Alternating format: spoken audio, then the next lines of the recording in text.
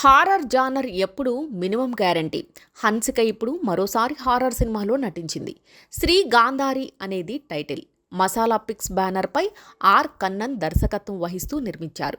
ఇక ఈ చిత్రాన్ని సరస్వతి డెవలపర్స్తో కలిసి లచ్చురం ప్రొడక్షన్స్ బ్యానర్ మీద రాజు నాయక్ తెలుగులో రిలీజ్ చేస్తున్నారు. వికేఆర్ విక్రమ్ కుమార్ రెజింతల సమర్పిస్తున్నారు. ఈ చిత్రంలో హిందూ ట్రస్ట్ కమిటీ హెడ్ పాత్రలో హన్సిక నటించారు. గంధర్వకోట పురాతన స్మారకానికి సంబంధించిన పరిశోధన ప్రాజెక్టును చేపట్టడంతో అసలు కథ మొదలవుతుంది. ఒక రాజు నిర్మించిన శతాబ్దాల నాటి ఈ కోటలో ఎన్నో రహస్యాలుంటాయి. ఆ రహస్యాలన్నింటినీ ఎలా బయటకు తీసుకొచ్చారు అన్నది కథ.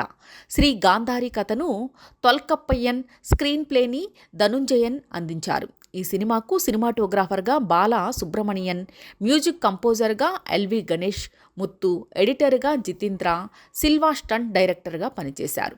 మిస్టరీ, సస్పెన్స్, హారర్ థ్రిల్లర్గా తెరకెక్కిన శ్రీ గాంధారి చిత్రాన్ని డిసెంబర్లో గ్రాండ్గా విడుదల చేసేందుకు రాజు నాయక్ సన్నాహాలు చేస్తున్నారు.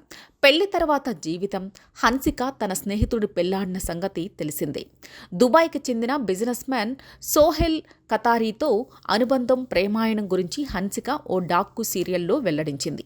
తనపై ఎన్నో పుకార్లు ఉన్నా వాటన్నింటికీ సమాధానమిచ్చే ప్రయత్నం చేసింది హన్సిక. అదంతా అటుంచితే స్నేహితుడు కతురియాతో వివాహంలో అన్ని రకాలుగా సంసార సరిగమల్ని ఆస్వాదిస్తోంది. పెళ్లి అనంతరం 10 ఆగస్టు 2023న హన్సిక మోత్వాని తన 32వ పుట్టినరోజును తన భర్త సోహెల్ కతూరియాతో కలిసి టర్కీలోని అద్భుతమైన ప్రకృతి దృశ్యాల నడుమ విలాసవంతమైన క్రూయిజ్ షిప్లో జరుపుకున్న ఫోటోలు వైరల్ అయ్యాయి. హన్సిక మెత్వాని చివరిగా సందీప్ కిషన్ సరసన తెనాలి రామకృష్ణ బిఏ అనే తెలుగు చిత్రంలో నటించింది. ఆ సినిమా ఆశించిన విజయాన్ని దక్కించుకోలేదు. అంతకుముందు మంచు కాంపౌండ్ నాయికగాను ఆశించిన విజయాన్ని అందుకోకపోవడంతో తడబడింది. తదుపరి తమిళంలో వరుస చిత్రాలతో బిజీ అయ్యింది. ఇంతలోనే సోహెల్ని పెళ్లాడి లైఫ్లో సెటిల్ అయింది.